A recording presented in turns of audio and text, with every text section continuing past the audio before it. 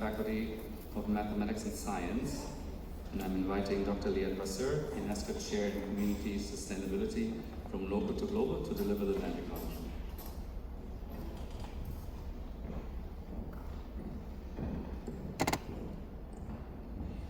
So a land acknowledgement is not a simple check.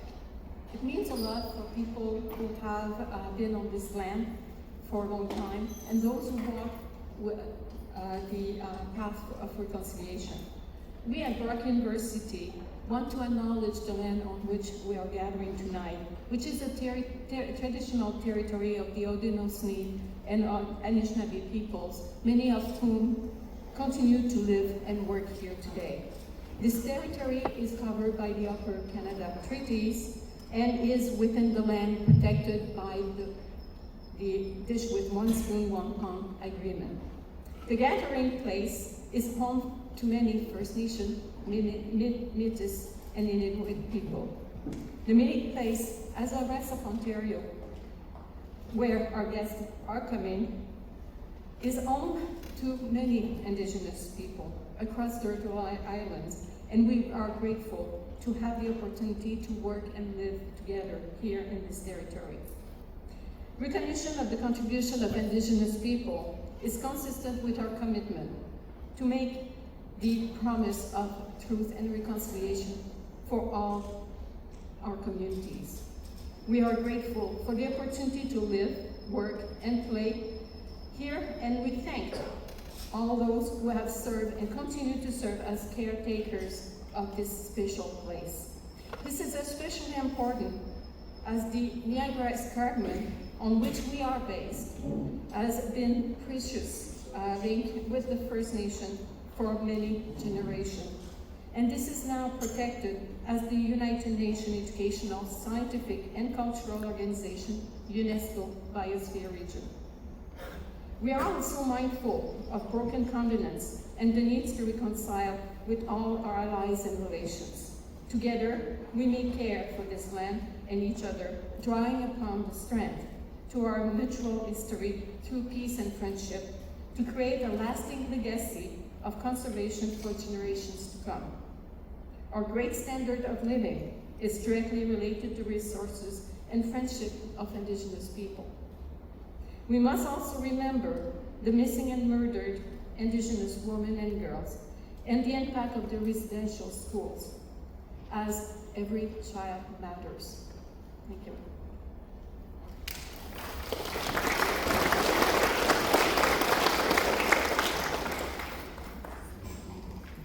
Thank you, Leah.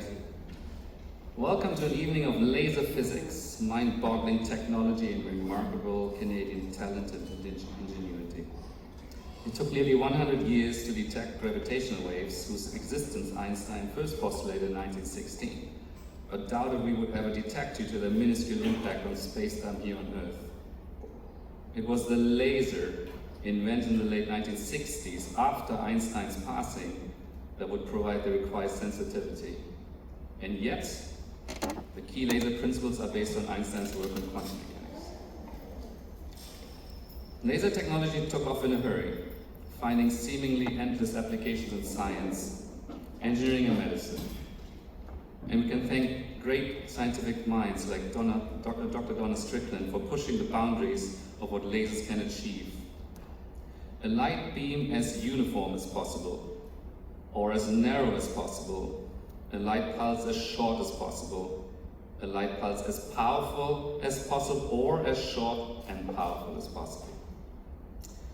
Dr. Strickland was born in Guelph, and after studying engineering physics at McMaster University, made what I think is the brilliant decision to join Gerard Moreau's laser lab at the University of Rochester in the mid-1980s. Now I know more how that actually happened. It was her doctoral work with Moreau that would win them both the 2018 Nobel Prize in Physics for their method of generating high-intensity, ultra-short optical pulses by developing chirped pulse amplification, CPA. Dr. Strickland has been an inspiration to a whole generation of scientists, receiving many accolades along the way. More importantly, perhaps, she inspires the next generation also. Just look around the room. it is a great pleasure to welcome her to Brock University. However, we wouldn't be here without the great efforts of the organizers, especially Dr. Jean Bogao, who invited Donna, he's sitting over there. The efforts of our staff members and student volunteers, and the support from the Office of the Vice President of Research. I want to thank all of you for making this evening a reality. And with this, I'd like to hand over to Dr. Donna Strickland, Professor of Physics at the University of Waterloo.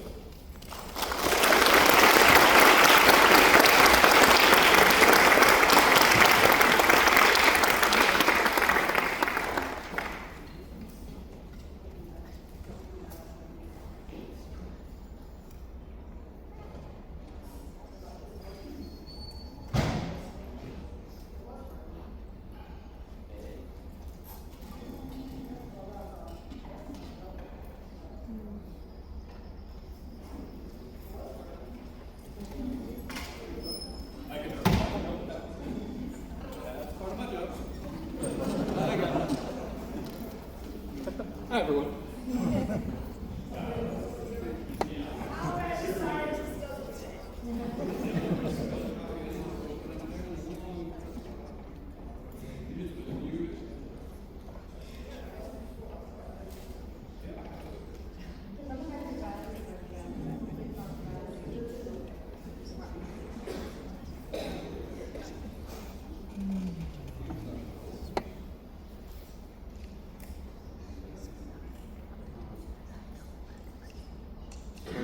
Okay. Hey! They taped over the button. Okay. Now it's quite loud. All right, terrific. Well, thank you very much. I'm here to tell you about why I was the lucky grad student in George Maru's group that got to do Nobel Prize winning work.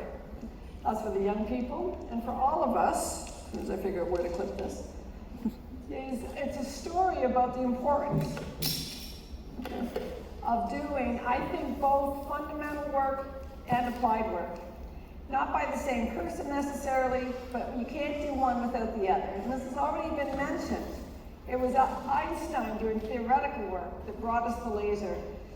And the laser changed how light and matter interact. And we wouldn't have had the laser if people hadn't been studying for decades how light and matter interact to make it happen. The laser changed it. It brought us nonlinear optics. It was nonlinear optics that stopped us from going higher up. And we had to work around nonlinear optics and came up with CPA. And when we came up with this new technology, it once again changed how light and matter interact. And this is why we can now use lasers to machine in glass and transparent objects, which was not possible without CPA. So each step of the way, science brought us the new technology, and the new technology allowed us to look at new science. And so that's really what this whole talk is about. So I'm going to walk us through 150 years of science in this hour. Okie dokie. Oh, good.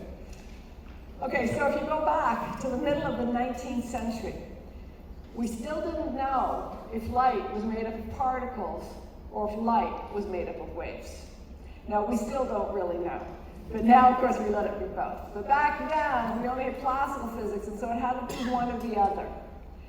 And in the middle of the 19th century, we had a theorist or a mathematician, depending on which way you look at Maxwell, and he had put together 4 of the experimental physics things that we'd learned about electricity and magnetism. He added one more piece so that the math was complete. And he gave us this theory that showed light just had to be a wave. And the theory was so strong that we use it to this day. Everybody really started to think, okay, that's it. Light has to be a wave. Now, as an experimentalist, I can tell you that a theorist can say something is true, but only an experimentalist can prove that it's true. So the experimentalists then started to think, well, what would the definitive experiment be that would prove that light was a wave? So now, what do we already know about waves, right? And luckily, you're pretty much on one of these beautiful Great Lakes that we have here in Ontario. And so hopefully you've been walking along and you see the stones on the beach. And when the waves are small, they don't move the stones. But when the waves come crashing in, the stones can be shot up the beach. And so we all know in our heart and soul that the power of a wave comes from the height of the wave, not the distance between the crests, which we call the wavelength. So they were going to do this experiment. They were going to shine the light on material and watch the electrons come off. And then they were going to turn up the power and see that the electrons would come off with higher speed, in the very same way as the stones on the beach. So I don't know why they chose to use different colors. I've got the colors here of the type of light that we see. Over the entire electromagnetic spectrum, we see very little of it. We don't even see, in musical terms, a whole octave. We do not see a complete factor of 2. The longest wavelengths that we see are red, all right? And the shortest wavelengths that we see is violet, and it's not quite a factor of 2 different. The light that we see the best is green, which is why most laser pointers, oops, not mine anymore, this was a red one. Mine's green, but it quit working. For the same power, we see green the best. Okay, so the distance between the crests is what we call the wavelength. The inverse of that, how rapidly do they come, we call the frequency. So they shone these different colors of light on the material. And when they used red light, like the one coming out of this laser, no electrons came off. They turned up the power no matter how powerful they made that red light. No electrons came off. When they used green light, it came off at slow speed. And when they turned up the power of the green light, the electrons still came off at that same slow speed, but more electrons came off. And finally, with the violet light, that's when they came off at higher speed. And when they turned up the power again, more electrons came off. But the speed, or the energy of those electrons, was given by the distance between the crests, or the inverse of it really, and not the height of the wave. And so this threw everybody back into disarray because we did the experiment and it didn't seem like light could be a wave. Go on. There we go. So now we're up to the beginning of the 20th century, and it was Max Planck that showed us that light power could not be continuously changed to 0. There was this minimum energy unit that it could change by. And this minimum energy unit is what we now call the photon. And he showed that the energy of the single photon is indeed given by the color. So again, the one kind of energy that we all sense in our everyday life is the gravitational energy. We know that it takes a lot more energy to climb a high hill than a small hill. We know that if we drop something from higher up, it will be faster when it hits the ground. We also know that just to lift up a heavy ball, it would take more energy to lift it up higher. So I like to think of the photons then, the energy given by a height, which is how we do gravitational energy. And so you can think of a red photon as a child-sized photon, a green photon as an adult-sized photon, and the violet photon, I call them the pro basketball playing photons, okay? And so the violet light takes twice as much energy to lift the ball up their full height. And using this understanding of the photon, Albert Einstein explained these experiments. Now, I could use a lot of linear interactions of light and materials. I'm choosing this particular one for 2 reasons. One, even though Albert Einstein could have won so many Nobel Prizes for all the amazing physics that man did, the thing he won in particular for was explaining this optical effect, so we in optics do like to point that out, that it was his optics work that won him the Nobel Prize.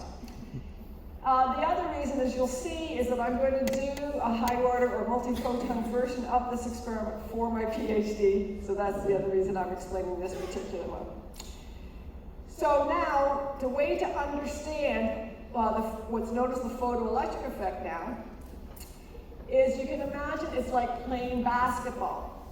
And the point of the game is going to be, with all your energy, you're going to just try to dunk the ball through the basketball, and we're going to play basketball with a child-sized net. So with the child-sized basketball net, the child can't actually dunk the ball, not even on their tippy toes. And if you talk about increasing the power in the photon picture, what you have is more photons in the same volume, or the density of photons has gotten more. It's just more photons. So you can imagine that you had all these child-sized photons all around that basketball net, all trying to dump their electrons, and not a single one of you can reach. So that's why that no matter how many are there, they can't come through the basketball net. But then with the green ones, how close, there we go. Now, as an adult playing with a child-sized net, the only time I ever play basketball is with a child-sized net. You can actually now stand there and dunk the ball. Where'd my ball go? Go back. Did it already go through and I didn't see it? Yeah. Did you see that went at slow speed? So I won't go back. I'm gonna have to stand further back. Anyway, okay, so it went at slow speed because it was just above the net, so it had no time to catch up speed in the difference in height. And again, if you turn up the power, there'd be more adult-sized photons all around the basketball net, dropping the balls through the net. Same slow speed, but more of them. And finally, with the violet one, now the pro basketball player is well above the adult size, and so, go on. There you go. That's how you get to the high speed. And so there we were, once again, explaining how it is that with the photon picture, or the quantum picture of light, we can explain this photoelectric effect. Now, usually when we talk about the photoelectric effect in our undergraduate classes, we are just talking about the quantum mechanics. But for this talk, I am not. This, for me, is an example of what's known as a linear interaction of light and matter. And what do I mean by that? It is always one photon interacting with one atom at a time. And if that photon has more energy than what the atom is holding onto its electron, the electron will leave with this difference in energy, because energy is never created nor destroyed. And so this is a linear thing, so if you bring in more photons, it can interact with more atoms. But the interaction is always one photon with one atom. So if you double it, you'll double the current coming off, and if you triple it, you'll triple the current coming off, and so this is known as a linear interaction. And so that's the way we understood how light and matter interacted together at the beginning of the 20th century. And I'm sure the scientists thought they had it all figured out.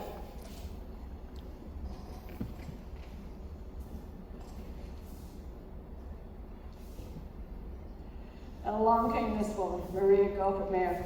Now, she's famous for being the second woman to win a Nobel Prize in physics. But that's her work on the nuclear shell model that has nothing to do with my talk, so I won't speak about it. She was already at Argonne National Lab working on that. But when she was still a graduate student working in Germany, she was the one who asked the question, why are atoms stuck only dealing with photons one at a time? Why can't an atom deal with two photons and collect the energy of two photons at the same time? Because if they could, now her paper's on two-photon absorption. This is multiphoton ionization because the electron's coming off the atom. But if it could, the two photons would actually have more energy, two red photons, would have more energy than the one violet photon. It would actually be ultraviolet. Of course, I can't show you ultraviolet because you wouldn't see it, so we're going to stick with violet, okay? And just assume it's twice the energy. But then you can see that if the atom could simultaneously absorb the energy, then the electron would come off like it's a really tall basketball player. There we go. I'll just stand here. Okay, so she showed us theoretically in 1931 that it would work. She actually did it for her thesis in 1930, and the paper came out in 1931. I'll also try to say to the students it was a sole author paper. No one saw this happen until 1961. It was first done in Peter Franken's group at the University of Michigan. Now, they did not look for multiphoton ionization. Every time I give this talk, somebody corrects me a little bit, and so that was also done in 1961, but a few months after this. This is the very first nonlinear optical interaction that was done. You'll see that it's now called nonlinear optics and not multiphoton physics. I will tell you, it took me 30 years to know there was a difference. I was at a conference on nonlinear optics, and the person actually up here, Augustine, who just won the Nobel Prize last year, he came and gave a talk, and he said, I'm surprised to be invited to this conference because I only do multiphoton physics. And I was going, I thought it was the same thing. So let me tell you the difference. Very subtle. If you study what happens to the atom or molecule, you are doing multiphoton physics. If you study what happens to the light, you are doing nonlinear optics. It was very subtle. So this one is an optics experiment because what they did in this lab was not to try to ionize or not to absorb the energy of 2 photons. They had the atom momentarily absorb the energy of 2 photons, but then let the energy go. But not as 2 red photons, but as 1 violet, or actually ultraviolet photon, having twice the energy, okay? So this was the very first thing seen. I also wanted to say to all the undergraduates that might be here, the person who did this work, this was his senior project. It was an undergrad that led this research that started a whole new field, okay? He didn't get to be the first author. Peter Franken is the first author. But anyway, so that was it. So now it begs the question. Maria Gopper-Mayer told us it should happen in 1931, and nobody saw it happen until 1961. Now, I've already told you the answer in my preamble to the talk. Why did it take this 30 years? It took 30 years because the laser was invented in 1960. This is my Nobel talk, so I do pay homage to all the people that won Nobel Prizes in lasers before me. Vassilov and Prokhorov worked together in what's now Russia. Towns worked independently from them in the United States. These are the 3 men that started with the maser. M stands for microwave, where L stands for light. A microwave energy is lower, and technologically it was easier to do. It still is easier to do with lower power or lower energy photons. This is why we're still struggling today to have an X-ray laser. So it came first. Art Shallow then won a few years after these, and I will also point out that we like to think of Art Shallow as sort of Canadian. That's because his mother was Canadian, and he took all of his degrees at the University of Toronto. But he then went down and worked with Charles Townsend at Bell Labs, and they worked together. He won for laser spectroscopy, but he's considered one of the people that figured out how to change the technology so it would work with these higher energy photons. But it's really this man who for some reason did not get to win a Nobel Prize. It was Ted Naiman who invented the very first laser on May 16, 1960. He was working at Hughes Aircraft.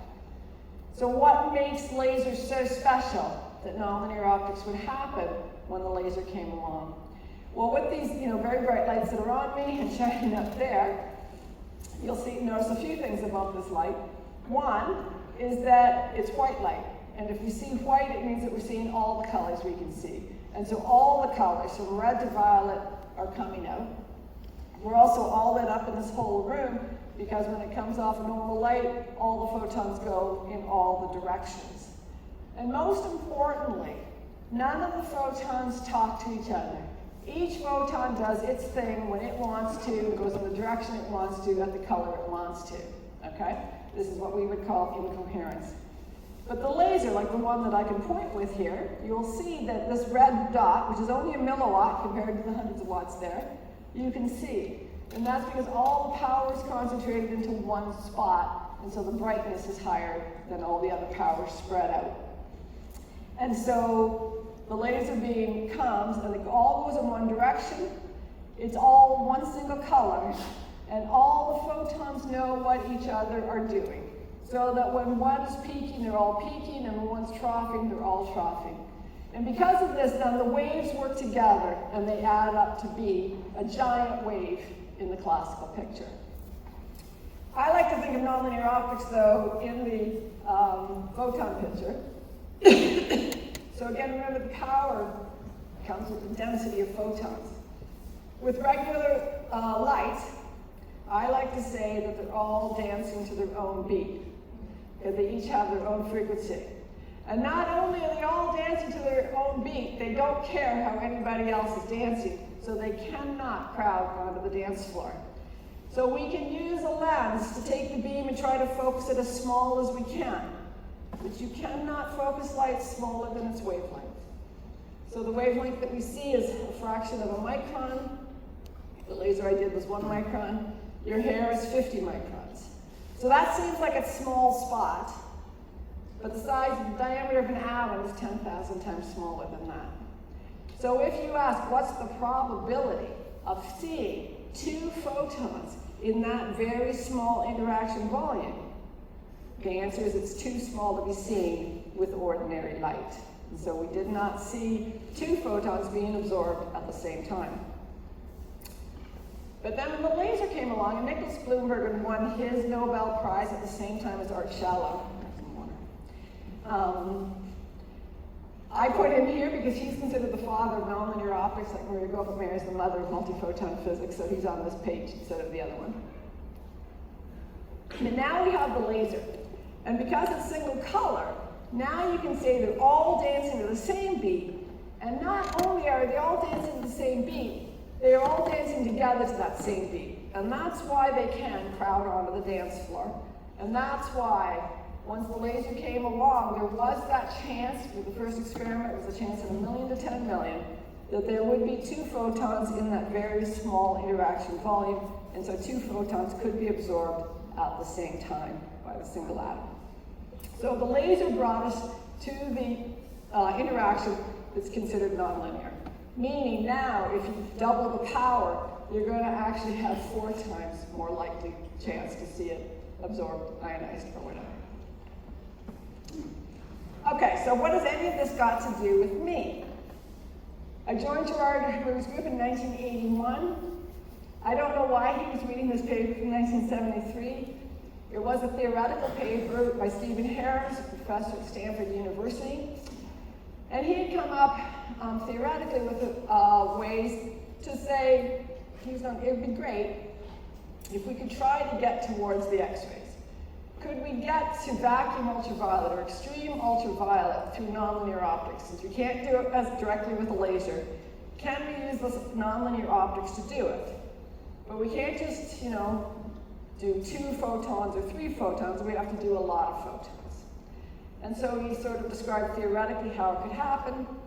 Gerard gave him the paper and said, see if this is something you would want to do, and if it is something you would want to do, figure out a scheme that would work with one of our lasers. So I looked at the theory and came up with a scheme that would do 9th harmonic absorption of the energy of 9 photons, giving back 1 photon with 9 times the energy in twice ionized nickel.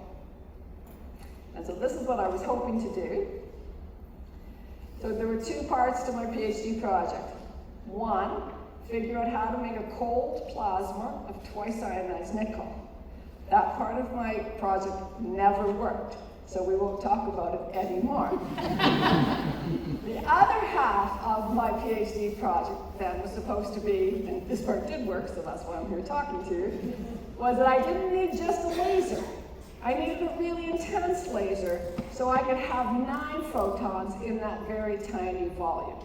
Okay, so that's the part I'm going to tell you about, and at the very end, I'll say what I actually did for my PhD.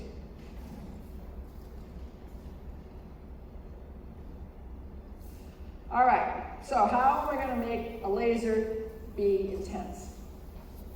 So one of the things that still surprises me to this day is how fast light travels. So I can make, with this laser that I've got here, a 1-second light pulse just by having my finger go in front of it and back. If there was a window here, and I knew where the moon was, I could send this 1-second light pulse to the moon. And if I did that, by the time I was shutting it back off again, the front of that 1-second laser pulse would be almost 3/4 of the way to the moon. Okay? So 1 second doesn't seem very long, but it really is amazing that it can travel 300,000 kilometers in that 1 second. Okay? So that's what a 1-second light is. It stretches out 300,000 miles if it doesn't get stopped. So I also have 1 millijoule of energy listed there. So why do I talk about 1 millijoule? 1, the paper that I wrote that won me the Nobel Prize was indeed about a 1 millijoule laser. So I only used 1 millijoule. The other reason is that it only takes a millijoule of energy to cut glass. Now this, I don't think it is the full 1 milliwatt, it seems a little weak tonight. It's meant to be, he'll put on a wall, looks brighter, a 1 milliwatt beam. If I put it on my hand and I hold it really Still, yeah, I don't think it's a whole milliwatt. With my green one, I can almost feel it get warm, okay? And so power is energy per unit time. So if this is 1 milliwatt, that means every second 1 millijoule of energy is coming out. And I can barely feel it. And yet that's all it takes to cut the cornea of your eye or cut the glass in your cell phone. So what's the difference? The difference is it's not every application is energy. Sometimes it's energy per unit time, and sometimes it's energy per unit time per unit area. So what if we get that whole millijoule of energy, instead of having it stretched over 300,000 kilometers, we can bring that distance down. So the very first nonlinear optical experiment done, that did see second harmonic, was with a 1 millisecond pulse of energy. It also was a joule, so it did have 1,000 times more energy than coming out of here every second, and it was 1,000 times less. So on this scale, it seems small, but it is still 300 kilometers. 1 millisecond is still a 300 kilometer line of light. But that was enough to see in a million to 1 in 10 million times 2 photons. But I wanted 9 photons, and I wanted to see it better than 1 in a million shots. So what we did was take that millijoule of energy and compress it down till it was a picosecond in time, which is a millionth of a second, 10 to the minus 12, or all of that energy that comes out of here spread across 300,000 kilometers is squeezed down to 1/3 of a millimeter. So all the photons that are going over 300,000 kilometers have all been brought together to be just in 1/3 of a millimeter. And so I like to say that I built a laser hammer. If you try to push a nail into a piece of wood, you can push with all your might, it doesn't go in. Then you pick your hammer and wrap it in, then the nail goes in. Sometimes it's energy that matters, and sometimes it's the energy per unit time. Because we're talking about photon density, this is one of the times it matters, nonlinear optics. So how did we actually do it? So let's go back to Earth here. And we're going to go to Rochester, New York, where I did my PhD at the Laboratory for Laser Energetics. There I am, a nice young thing. Standing beside my dad's car, so obviously my dad took this picture. And the Laboratory for Laser Energetics, if you just look at this corner, I was just there last week, still looks like that, but it's like 4 times bigger than it was back then. But anyway, that's me. And I went there my first week in Rochester. A fellow Canadian met me and said, "Oh, if you want to work in lasers, I know where you want to go." He took me here, and he took me to this lab, and he showed me this beautiful laser. Now, this was back before we were laser safe as we should be, and so I actually did get to see it looking like this, and this beautiful red and green laser, and I just thought, how much fun can this be? It'd be like working around a Christmas tree all year round, right? So I just thought it was so beautiful. Now, I never did get to work with this laser, but that's a different story. So, Gerard's group already had short pulse lasers. This type of laser, this dye laser, already produces pulses 10 times shorter than I was talking about. So not 1/3 of a millimeter, but 1/30th of a millimeter, okay?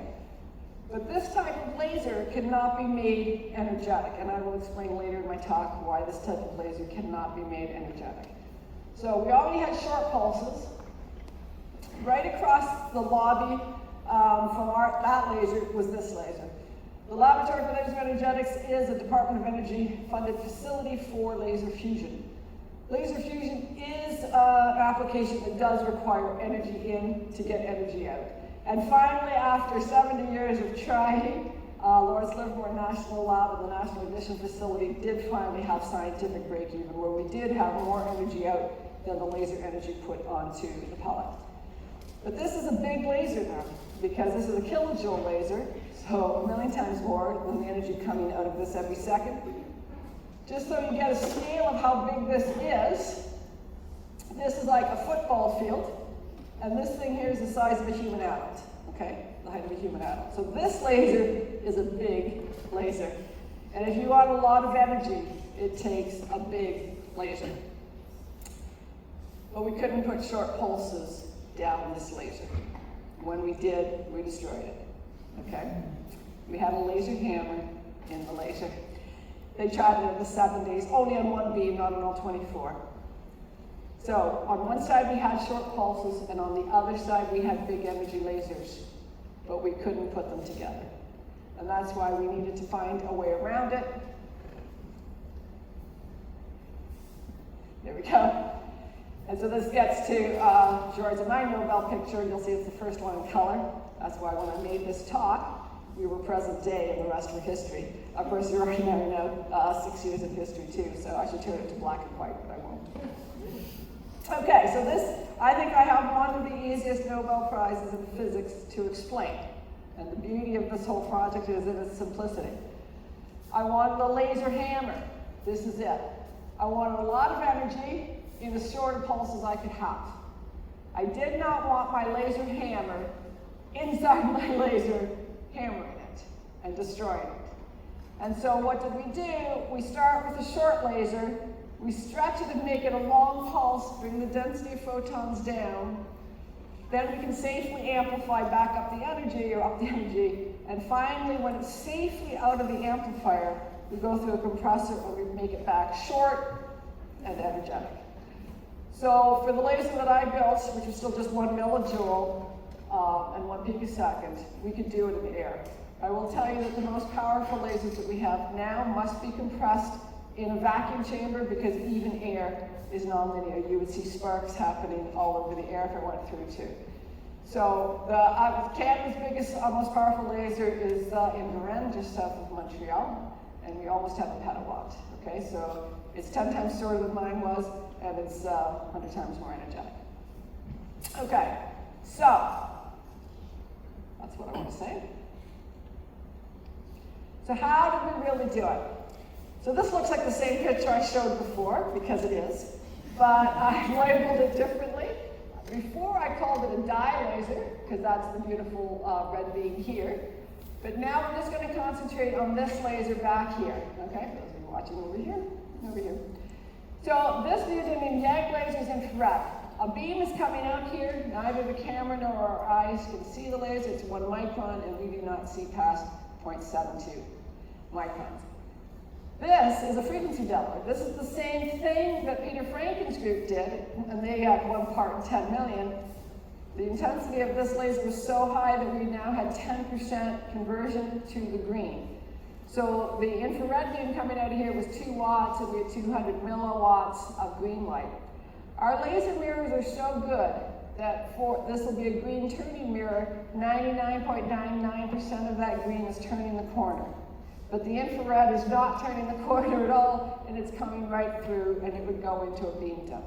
I can tell you 2 watts of, if your skin got in the way, it would burn it, you would feel it. We had a colleague that always had to wear a tweed jacket. He always had to look good.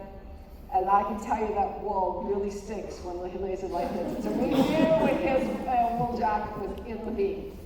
All right, so you can also see though that there isn't any room left for me to do anything in here. So here I am though, in that lab. So let me tell you, so this is where the beam dump used to be. This is now my fiber mount. I still have fiber mounts exactly like that in my Waterloo lab. Here's my 1.4 kilometers of fiber. This is going to be my stretcher. So let me just tell you a few things about this photo though. It was for the cover of the LA Quarterly Review. They always put student pictures on there to show how they were training us bright young minds. We had to show that indeed we were laser safe. That's what a 1980s laser goggle looks like. Now the photographer though did not like the green glass covering my eyes, and so I'm only wearing frames. But the laser's not on because it's in 1 micron. You can't see the light anyway, so you can't tell if it's on or off, so I am safe.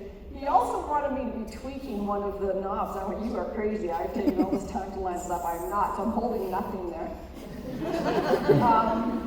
And now finally, let's talk about my pulse stretcher, which is this 1.4 kilometers of optical fiber. And not very long after I won, I gave this talk at Toronto, and a young woman asked me why 1.4 kilometers. I never used to tell why. And I could tell she was very disappointed in the answer. I could tell she was thinking, you won a Nobel Prize for this. You should have had to do some really difficult calculation to figure this out, and I did not. Why 1.4 kilometers of fiber? Well, once we decided we were going to do this project and we figured out how to do this project, we of course were afraid of being scooped. And Gerard did not want to take the time to write the proposal and get the money and do all of that. No. We were going to do it, and we were going to do it now. As I said, we were going to use the YAG that was just being left over from the dye project.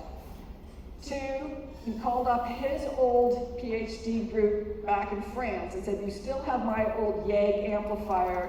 Yes, or glass amplifier? Yes, send it over. So I had his hand-me-down glass amplifier for the amplifier. We did purchase, the Laser Lab did purchase the gratings for us. But he called down to Corning, which is a glass manufacturer and does, beautiful ornaments for trees, but also does fiber optics for communications. It's just an hour south of Rochester. And they had just come up with this new specialty fiber for the 1 micron laser. Communications lasers are 1.5 microns, so it's a different fiber that will guide a different wavelength. So they have this new specialty fiber for 1 micron YAG lasers, and another word for specialty fiber is expensive fiber.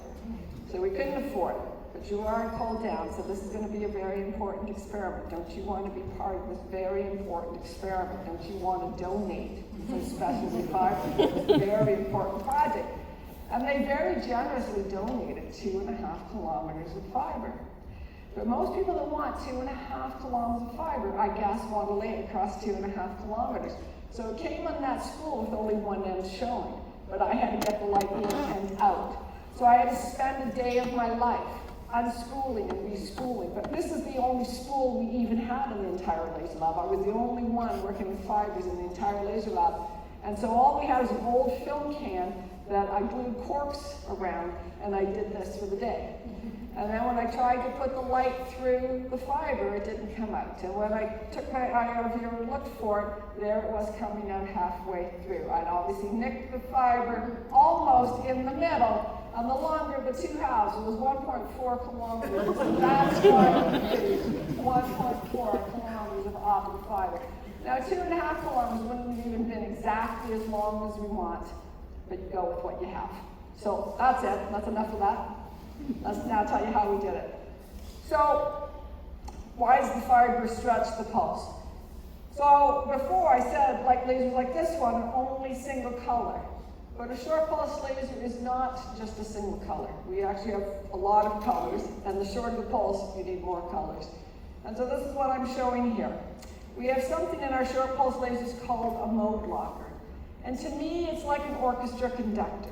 Now, if you go hear an orchestra perform, before they actually start playing and they're all warming up their instruments, they sound terrible. Because every person is listening to their own note that they're trying to tune their instrument to, and it's just noise.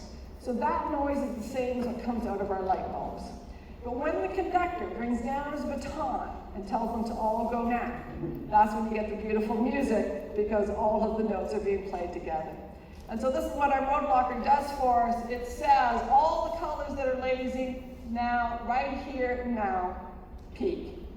But of course, as you go away from the peak, because they are different distances to the crest, they come apart, and as you leave this point, you have as many peaking as you have troughing, and that's why when they add together, they go to 0.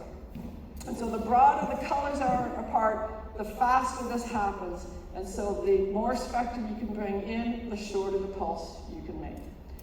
And so we had to have a lot of colors. That was also done through nonlinear optics and fiber, but I don't explain that in the public talk, so you just have to accept it.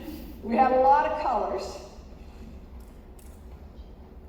Now, what happens is that although in vacuum, all colors travel at the speed of light, 300,000 kilometers per second, but once you're going through material, in the same reason that I even talked about the quantum levels at the beginning and how much energy electrons are being held to their atom, when you talk about these linear interactions and the photon talking to the atom, it's how much do they have in common.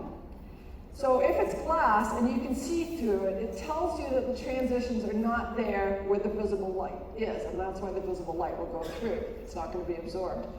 And so they're way up in the ultraviolet, and so the red light comes along and goes, we have nothing in common. the green light comes along and says, maybe we should talk, and the violet light starts to think maybe we should hang out together.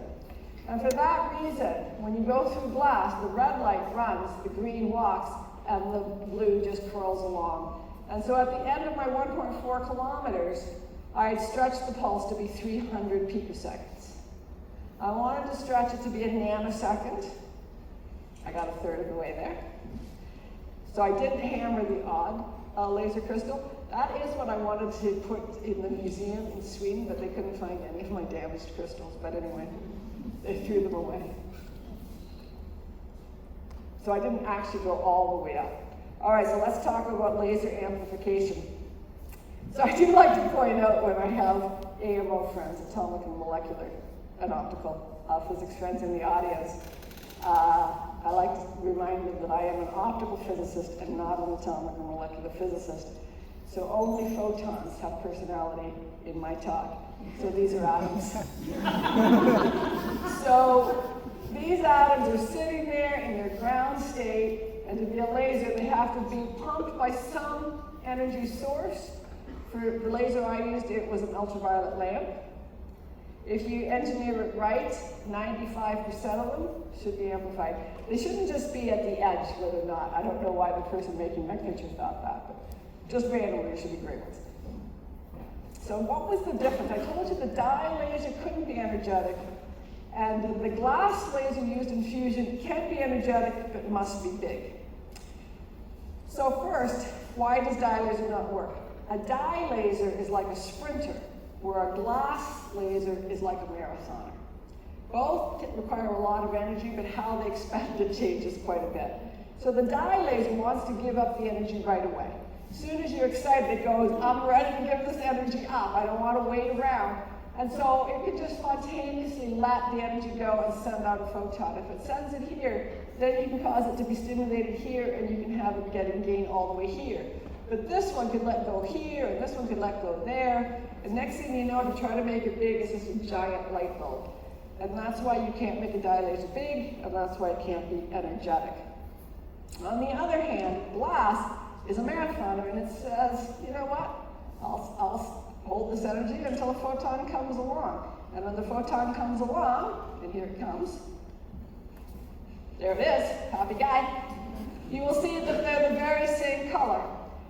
And this is what Einstein showed us, that either you could have it go from the bottom state up, that's called absorption, but if it's already in the upper state, it's an equal process causing it, it's a stimulated emission to cause it to come back down. And so this photon says to this atom, hey, I can take your energy, and we can walk together hand in hand as two photons. So you will see that we go off of two photons, and the atom has lost its energy. So energy is conserved, but it's now in these two photons. They find two more atoms, become 4 photons, and those 4 will become 8. Become 8. There you go. Okay, all lasers start this way. It all starts with one noise photon going in the right direction. But you can see that when all lasers start this way, in this exponential gain, most of the energy has been left behind. Okay, so this is inefficient. This is one of the reasons we have mirrors on our laser cavity to send the beam back and forth and back and forth. What you want to get to is, like I like to think of it as a snow plow, since I'm still here in Canada, you get the reference. You really want something that's big that's just going to plow through and take that energy. And so every type of laser has its saturation energy flux. And that's the energy that when it goes through, it will suck most of the energy out. Whereas dye only has a millijoule per square centimeter, glass is 5 joules per square centimeter is what you have to get to. But this is also why big energetic lasers have to be big. The most energy storage you can have is 5 joules per square centimeter. If you want to get to a kilojoule, that tells you how many square centimeters you need to get to that kilojoule. And so what you do is you start with a laser with tight focusing mirrors, because it has to start with 1 photon, and get it up to that 5 joules per square centimeter. It's just that the area is very tiny. Then you blow the beam up a little bit, you go through an amplifier and get it to the 5 joules per square centimeter, and then you blow the beam up again, and you do it again and again, and this is why you need a great big system and finally have great big amplifiers. So once you know what material you're using, and we were using glass at 5 joules per square centimeter, Again, we can't have a laser hammer, and remember that's the density. So once you know what energy per unit area you want, that tells you how long of a pulse you want, so the density stays below that level that you're going to have nonlinear optics. So this works better in the United States, this thing, but we wanted 1 nanosecond, and in American units, that's a foot. It's a foot-long pulse of light is what we wanted, and we only got to a third of that. So that's why we couldn't actually have the maximum energy out of our laser. But that's the whole thing. Now we're just ready to compress. This was known back in 1969. We're used to seeing prisms take our white light and have all the colors bend differently. We use gratings, which is just these ruled lines, and it does it even faster. So you're going to watch, the red is out ahead of the green, out ahead of the blue, but the red is going to bend more than the green, more than the blue. We're going to go off a parallel one so they all bend the same back the other way, so they're all going now back in the same direction. But you'll see as they come off, we will put the separation of those two gratings such that the blue has just caught up to the red, and we can have a nice short pulse. And that's the whole thing.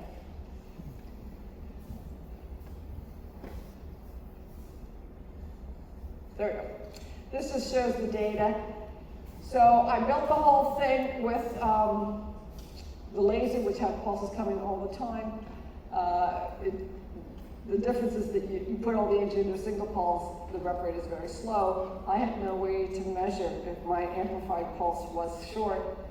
Luckily, I had a friend and colleague, Steve Williamson, who had just gotten this new instrument called a street camera that could do it, and he wheeled his street camera into my lab one Thursday night, and we measured together with an analog so that we knew it was camera resolved. 4 pixels was all we could see, but that was 2 picoseconds, and I knew that I was only aiming for 1.5.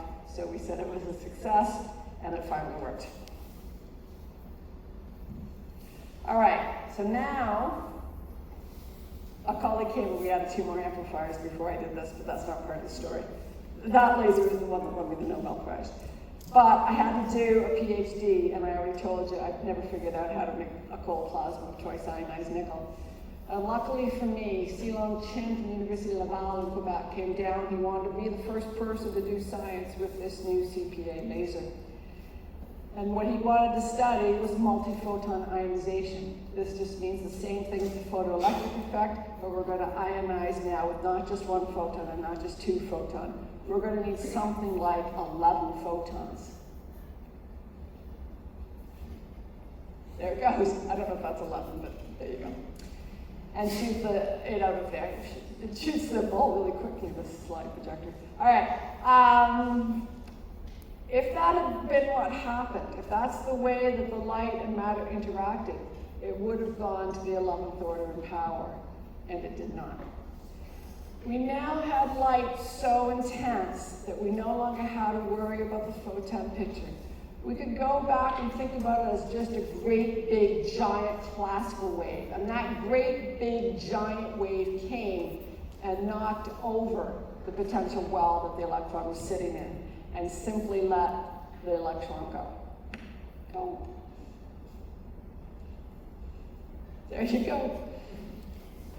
This is what we call over the barrier ionization. And so once again, we had changed the intensity of light to the point where how the light and matter interact changed. This is the laser hammer. Okay. Okay. There we go. So this is a graph that Gerard Guru, my supervisor, has been showing for a lot of years. I added the last 2 dots during COVID. It's how the intensity of light has changed since the laser came along. I mean, obviously, there's many orders of magnitude difference when the laser came along, but he doesn't put that on the picture. Key switching and mode locking are techniques to make the pulse shorter. This is where we were when we couldn't amplify the short pulse. The CPA came along in 1985. Livermore, what we wanted to do with this, and what Gerard wanted to do this, and the very first time I gave a talk about it, he said, you must say, this is how we're going to have a petawatt laser. We didn't even know the word for petawatt. We ran around our little library at the laser lab trying to find out what does 10 to the 15, what is the word for 10 to the 15, and found that it was peta. Okay, and because we had a kilojoule laser, the same laser that I was using to get to a millijoule is the same type that was used for fusion. And so we just wanted the fusion people to put it on their great big laser and showed they could do a picosecond in a kilojoule of energy, and that would be 10 to the 15 watts and would be a petawatt. Nobody wanted to do that. And nobody wanted to do it because when we were using fibers for the stretching, you know, it's 8 microns, and if it moves at all and the power doesn't go in, we didn't make the colors. And if we didn't make the colors through the nonlinear optics, we couldn't stretch the pulse. And then if you allowed that to go into the amplifier, you would hammer the amplifier, and those are very expensive lasers. So eventually we used a different technique for the stretching. Livermore was convinced to try to do it by 1990. It still took 5 years, and the reason it took 5 years to make it happen was the gratings. The gratings that I used only had a damage threshold of 50 millijoules per square centimeter. So the glass can do 5 joules per square centimeter, but I'm 100 times less than that on the gratings. And gratings are these things that are perfectly ruled. 1,800 lines per millimeter is what we were using. Perfect lines. So nobody knew how to make big ones, and nobody knew how to make them not be damaged, because these fine lines can easily be damaged. And so they spent 5 years and they built their own grading development lab and worked on it until they finally had meter-sized gratings that could handle 1 joule per square centimeter, and so they were the first to be able to reach the petawatt. Now, Girard's own laser was this Kios one in Michigan. It's not as powerful as the Livermore one, but the Livermore one was going to be used for fusion, and so they weren't trying to focus it tight. Girard used techniques that are used by our astrophysics friends to, using deformable mirrors to get rid of all the phases that's caused by our atmosphere. Nobody talks about all the thermal distortions and stuff in our lasers. Doesn't make a nice beam. And so you do have to undo the phase distortions on the beam. He did that and focused down to single wavelength dimensions. And so he hit intensities of 10 to the 21. Now, the most powerful laser in the world turned on in 2020 during COVID in France. It's 10 petawatts down. I haven't changed their color to black. I was earlier this year in a meeting where the people that built that laser, I didn't know that, they were in the audience, and I said they haven't measured their intensity yet, and the next day they said, you all heard Donna say we haven't, but we have. And then I loved it because, just let me tell you the next part, the winning intensity is Korea. They have a 4 petawatt, the French system is 10 petawatts, but they have focused down a single wavelength. The French people said it's not a competition. So right away I knew they hadn't won, right? So it wasn't a competition. So they have not beat. So Korea to this day holds the record at 10 to the 23 watts per square centimeter. So you will see that we've rolled over again. I don't know how to change this line, that's yours. But anyways, it is rolling over again. So I do like to point out to all young people, it is time for a new Nobel Prize winning idea to kick us on up again. We would love to get up to this orange thing. What is this orange thing? This is where we will break the vacuum. This is where the vacuum, where our high energy physics friends will tell you it's not nothing. It's matter connected to antimatter and or vacuum fluctuations, depending on how you want to think about it. But let's think about it as matter attached to antimatter. And if you take the mass of an electron and the mass of that positron and the distance between them, the Compton wavelength, that force between those two charged particles is the same as the force, the electric force of light at 10 to the 29 watts per square centimeter. So if we can get 6 more orders of magnitude, we would be at the intensity that when we focus into vacuum, we would proof the atom would come out. So that's what we're looking for. We're hopefully going to see it in my lifetime. Not by me, but by somebody. All right, so I'm going to end with just what is the application. We said we can now cut glass. So there's many videos of how you can use kilowatt lasers to cut steel, but that's still using the same process of absorption. When you go out into that beautiful sunny day that we had today, we get hot because the light comes, we make a shadow. The light stayed in us, and the light energy became heat. This is how we machine with lasers since lasers came along. We concentrate all of that energy into a spot, and we put all the energy there. But it is a thermal process. It gets hot and melts or sublimates the material away. But it is a thermal process, and so there is a thermal gradient, so there's a limit to how small a hole you can do, because it's going to be thermal melting. With a short pulse, you can do your hammering. You're not absorbing the light in the same way, and so you can make tiny holes. But also, you could not machine glass, because if you use glass and you put your light through it, the light goes right on through. And so it's not stopped in the glass, and so you can't do it through absorption and turn into heat. So this is why we couldn't use lasers to machine transparent objects until CPA came along. So now if you're squeamish, you're not going to want to watch the video, because it is going to be the machining of the cornea of the lens.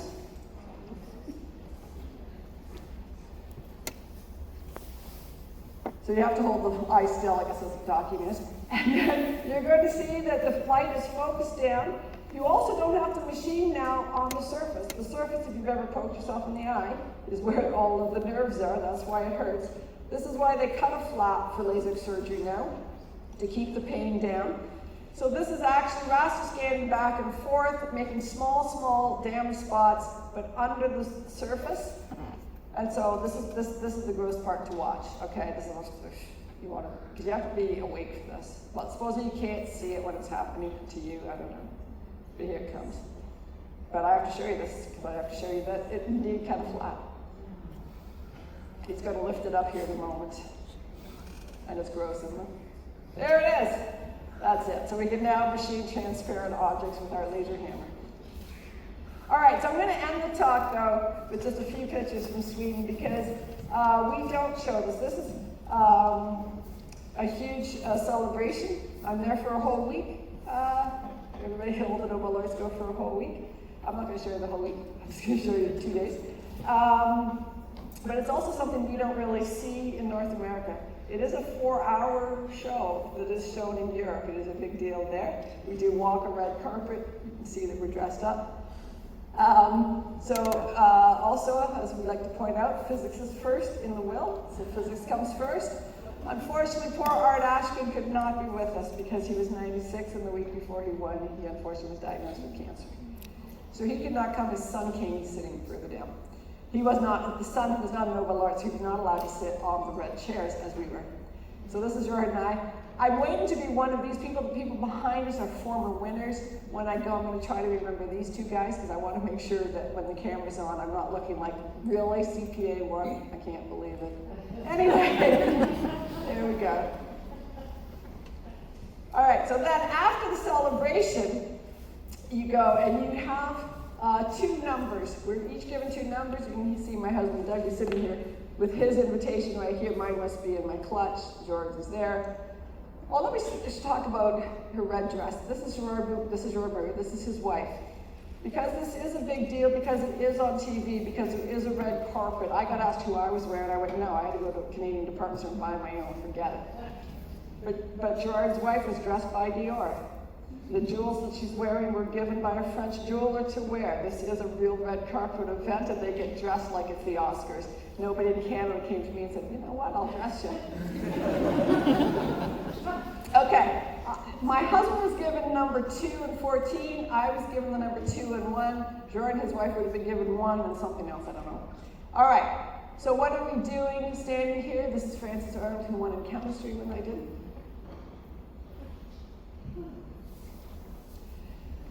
I also made the mistake when I gave this first public talk at Waterloo, and my sister was in the audience, and my sister came to this with me, and I called this the Gold Room. And she and my husband and the rest of my family had a tour of the City Hall. This is a Stockholm City Hall. I don't know what your City Hall looks like here, but Waterloo's doesn't look anything like this one. And I called this the Gold Room, but I was wrong. There is a room that's even more gold than this one, okay? But anyway, we're all standing here. This is going to be the center table, so Gerard is down there, and on we go. And we're waiting for the royal family to come in here. The people with the hats will direct them. So I'm sitting up number 2, Gerard and his wife 1, we're 2. when the royal family comes through and greets you, you then go to your second number. So my husband, 14, would have stood here, but I was number 1, so I would have stood up here. The question is, why am I number 1? I've already said physics is first, but also by royal Swedish protocol, you must sit at a table, boy, girl. So I'm the one who walked in with the king. Yeah. So this is us. We're walking down. You might think, now, what would a scientist like Donna say to a king when she meets the king, and what am I saying to him here? You'll notice that both the crown princess and queen always knew where the cameras were. I had obviously no idea. But I stood there, and the person with the white hat was walking in front of us, and we had to walk this slow. And I hate walking slow. And so I said, it's killing me to walk this slow. And the king says, I say something about it every year, but who listens to me? He was an adorable dinner companion, let me tell you. All right, so here we are. Now, by royal Swedish protocol, and I did have to sit with my attaché the day before and go through all the royal Swedish protocol. Who to call your majesty and who to call your royal highness. To me, your royal highness sounds higher than your majesty, but it's not. Only the king and queen are your majesty. I had to try to get that. But also, the main one that I thought I could get was when the king stands, you stand. And when the king sits, you sit. All right, that one I can get. Okay. So you will see that we walked in first, and we're already sitting, and then it all spread around. You will also see that the men hold the chairs for the female companions before they sit down. The king and I walk in, and I can't sit until the king sits. But when we got there, the king held to my chair. So I have a look behind me at any point. I don't know what to do. I can't sit until you sit. But you don't want to see the sit until I sit. It was an entangled state. Anyway, I decided that he was king and he knew better, so I just sat. Right, what place I had right across from the crown princess. This was the queen. The crown princess' husband was my other dinner companion. Also, every 20 minutes, the king would turn to talk to the other person, and everybody then had to switch and talk for 20 minutes as well. It was all very organized. Yeah. Also notice how close our two dresses are. Oh, you're right. Doesn't it look like I'm explaining the photoelectric effect? I don't think I've talked science with him, so I have no idea what I'm saying to him, but he was listening, so that was lovely. He was lovely. Come on. Okay, so the next day, your 14 guests go, and you and your partner get to go to the palace to dine once again with the royal family. But this time, they line up, and you come in 2 by 2 and meet them. And after you've greeted these 3, they all move down while you're greeting these 3, and then you come back to the photo. Now again, I'll say, what would I say to these people? So what did I say to this beautiful princess who was a model before she became a princess? I got down there and said, I'm glad to see we're not wearing the same dress tonight. And she said, you and me both. I'll also tell you that this night, my dinner companion was not the king. It was his very charming, very, very charming son, who was the crown prince until he was 2. And then the Swedish parliament said, no, we are very EDI over here, long before we were in North America, and said it will be the firstborn, so that his sister became the crown princess. But I also want to say, even though my husband's here in the audience, that there is no TV or movie Prince Charming that outdoes this man. He really was the ultimate Prince Charming. Just saying. Actually, whoever sat beside him never got her 20 minutes. I talked to him the whole night long.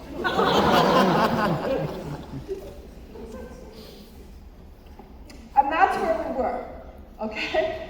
Somehow, I went from just being a graduate student trying to do a good research project to landing in a fairy tale. I was there with my Prince Charming in this incredible room. Let me show you one more thing. Maybe you can really see this feather on this guy's cap. This means the crown princess will be sitting here. Supposing when she was young, she's had the same guard with her for most of her life. and she could never find her guard. And so he came up with this idea of putting this giant feather in his cap, and he just kept it on there, even though she's like a 40-year-old woman. I think she knows it. Anyway, that's her.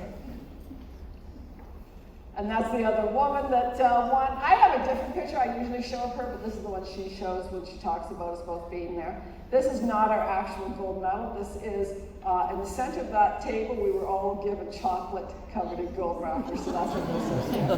This is Frances Arnold. This was the first time in the history of the Nobel Prize that two women won in the physical sciences at the same time, with Frances Arnold getting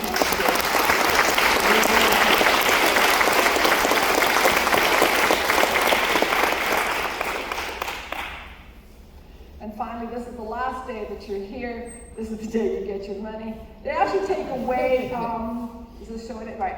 So your medal is in this box. Inside each of these boxes is both artwork that's just for you. So the physics ones were done by the same person, but each one is different. We each get our own unique piece of art, and we each get our own certificate of that. And then after you've signed everything to get the money and get back your, because they take it away, like during the banquet, you don't have to look after this stuff. They show you this book. And for all the physicists, they open the book to Albert Einstein's signature.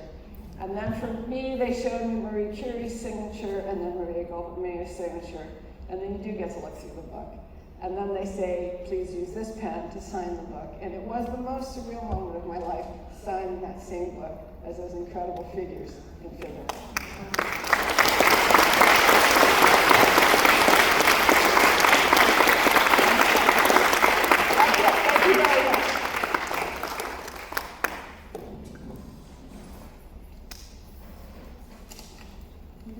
I'm done.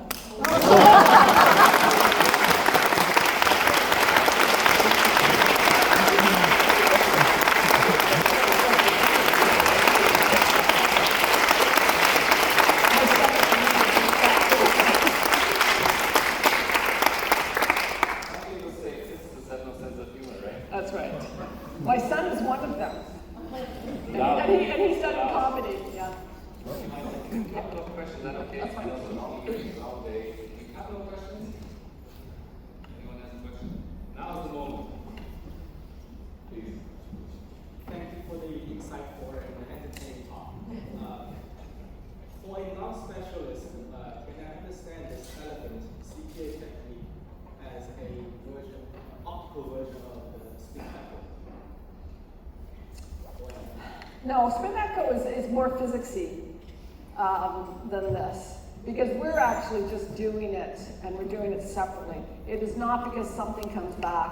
We actually physically stretch it, and then we have to actually do something to physically bring it back, where the spin echo would come because of the way that it decoheres and then comes back into coherence. So that's more physicsy than this. So in terms of dephasing, Yeah, no, because we're doing, I mean, in a way we're not even dephasing, we keep it phased, but we put a linear chirp on it, and then we take the linear chirp. And this is what I should have said. I could have called it stretch pulse amplification, but that's boring, because we did use dispersion, and so that the colors were chirped, which is, a bird's chirp is just the audio frequency changing in time, so our optical chirp is that the frequency changes in time. But we do that, and you can do it in a number of processes, right? And so because we did that in fiber and then use gratings to compress it, it's two different physics concepts, that one did the stretching and one did the compressing. So I would say it's more an engineering thing than a physics thing that spin echo is. Other questions?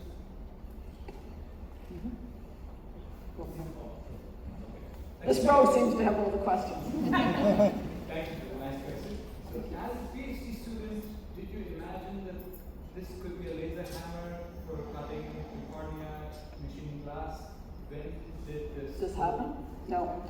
Okay, so no, I think what we really thought, we thought it would be done with the glass lasers and only be done in the big fusion labs, of which there are very few in the world, and so we didn't think it would be this really big thing. At the same time as I'm doing this, Peter Moulton is developing a new type of gain medium, titanium doped sapphire.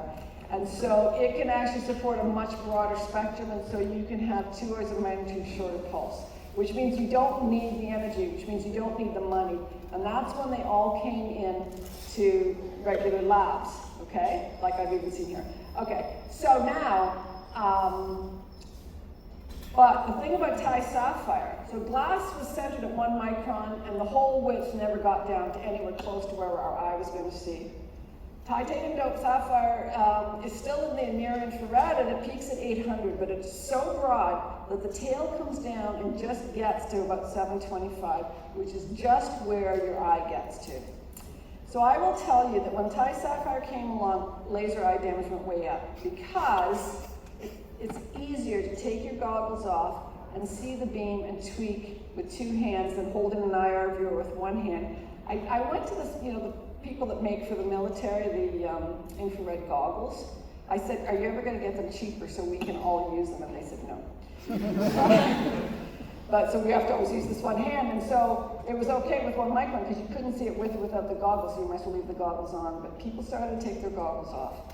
And one of the people that took their goggles off to see the beam, and also psychologically, it looks like a weak beam, so it looks like as weak as the beam I was using, which can't hurt your eye, but that's because you're only seeing the tail of the beam and the tail of what your eye can see, so it looks very weak, but it's not. It can blow your eye.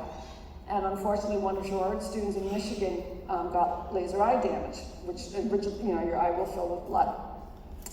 And so Gerard did take him to the ophthalmologist that was right on the University of Michigan campus. And very smart, young, I think he was still an intern or a resident ophthalmologist. And he came out with Gerard and the student and said, what kind of laser was that? Now I can imagine the student was going, doesn't matter, fix my eye. But it started a conversation between Gerard and the ophthalmologist. And the reason was that most laser damage is still thermal, and that causes more like a tear. The thermal part just causes this tear.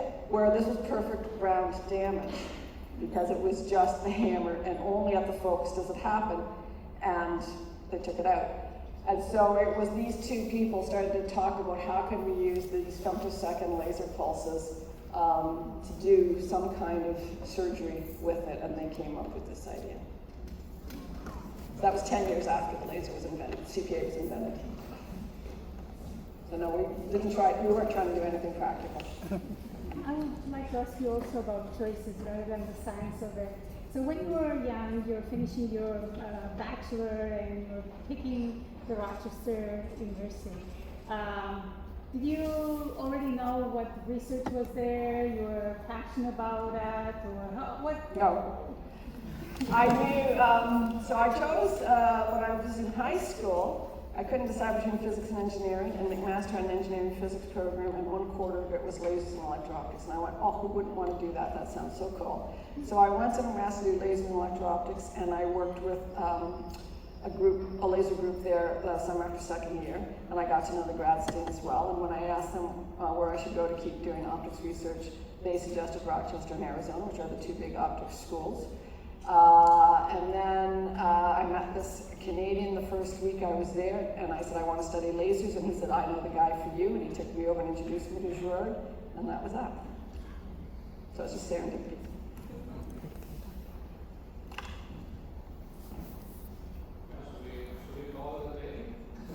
Donna, as you know, Brock University celebrated its 60th anniversary. And I'm the Dean of the Faculty of Math and Science, and I can't think of a much greater honor to have you here tonight and help us mark the 60th. Thank you so much. Thank you very much.